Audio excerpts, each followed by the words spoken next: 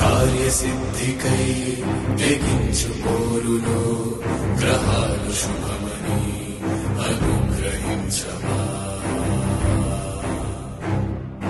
మాతృసేవకై తప్పించు త్రోవలో జగాలు జయమని ఆశీర్వదించవా.